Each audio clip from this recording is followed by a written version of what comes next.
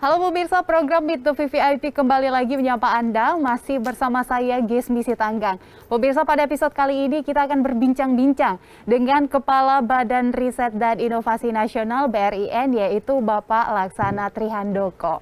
Ya, halo Pak Handoko, apa kabarnya ini Pak? Saya mengucapkan selamat atas jabatan barunya, yaitu sebagai Kepala BRIN. Bisa dijelaskan Pak, ini sebenarnya siklus kerjanya antara BRIN dengan sebelumnya Pak Handoko di LIPI, ini ada perbedaan seperti apa Pak?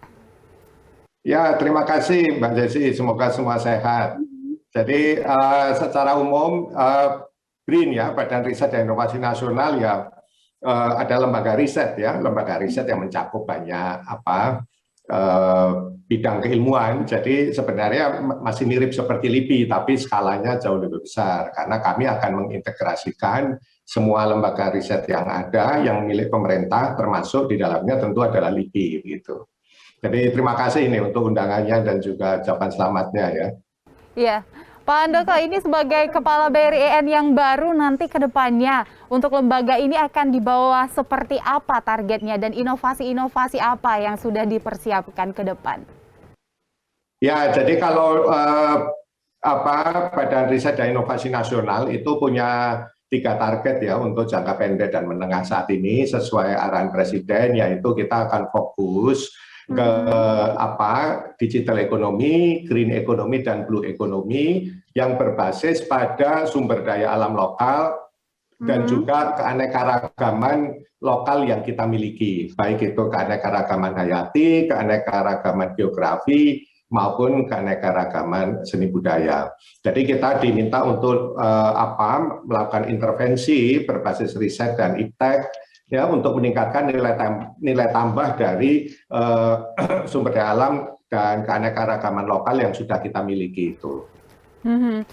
Ya Pak, beberapa waktu lalu Pak Handoko juga kan menyatakan ada 3 fondasi ekonomi yang berbasis riset yang kuat.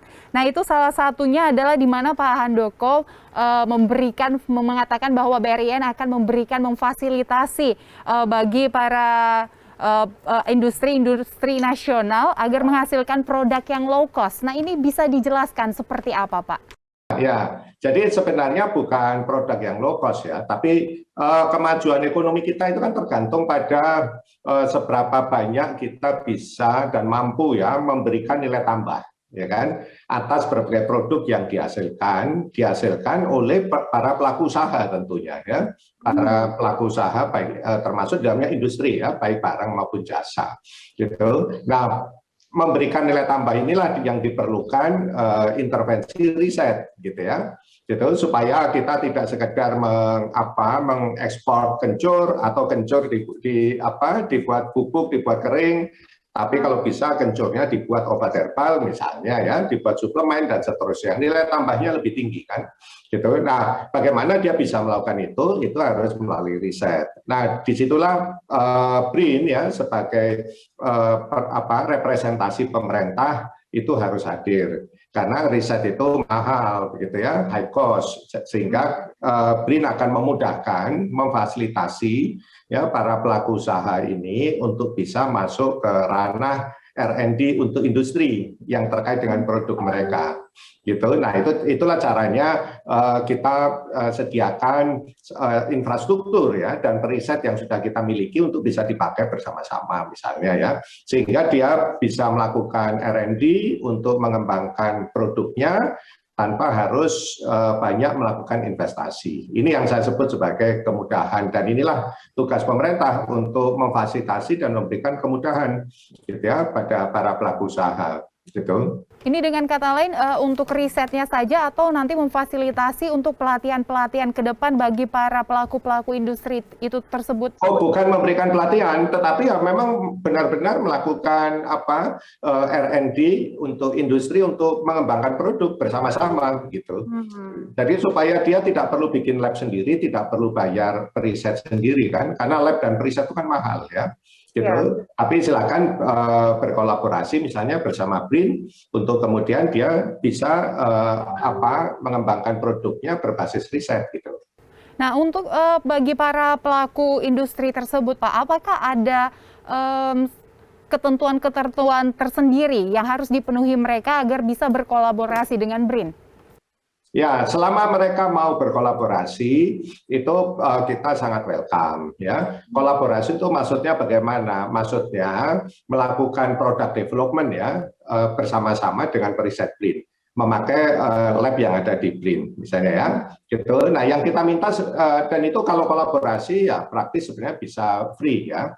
Gitu. Nah, yang kita mintanya satu, gitu pada saat ada IPR ya kekayaan intelektual yang dihasilkan dari riset itu, itulah yang kita minta share-nya gitu. Dan menurut saya itu kan hal yang lumrah ya, yang normal gitu. Jadi negara memfasilitasi, tapi pada saat ada IPR-nya, IPR itu di-share gitu ya, sehingga pada satu dilisensi katakanlah ke perusahaan itu kembali, kita bisa mendapatkan bagian dari royaltinya. Itulah yang kemudian akan saya kembalikan ke negara sebagai bentuk kontribusi gitu. Jadi di awal dia dimudahkan, kalau sudah jadi kita share bagi hasil lah, kira-kira begitu ya. Oke, baik. Berarti bagi hasil itu nanti bisa untuk menalangin seandainya untuk melakukan riset untuk pelaku industri ya, lainnya. Tetapi kalau tidak berhasil kan dia tidak akan loss juga ya industrinya. Gitu. Pak, tapi kalau industri di Indonesia sendiri kan banyak nih Pak. Nah, jika semua industri membutuhkan dilakukannya riset, nah untuk membuat riset itu kan membutuhkan dana yang cukup besar. Ini BRIN sendiri memang dana untuk melakukan riset itu sejauh ini mencukupi? Ya, jadi ya itulah gunanya dibentuk BRIN gitu ya. Kalau sebelumnya anggaran riset pemerintah itu kan terpencar di mana-mana ya, terdistribusi di terlalu banyak lembaga. Nah, sekarang itu dikonsolidasikan. Dengan dikonsolidasikan, kita punya kapasitas jauh lebih besar untuk bisa menjadi fasilitator. Gitu. Kalau dulu tidak bisa, karena apa? Karena masing-masing kecil-kecil kan, gitu ya. Termasuk di dalamnya ada LIPI dan sebagainya. Kan isi kecil, sehingga kapasitas mereka untuk memfasilitasi orang lain susah. Karena untuk dirinya sendiri saja juga sebenarnya masih kurang, kira-kira begitu ya. Gitu. Kalau sekarang ya ini sudah menjadi besar sekali, sehingga kita memiliki kemampuan ya untuk memfasilitasi masyarakat dalam hal ini para pelaku usaha itu jauh lebih baik.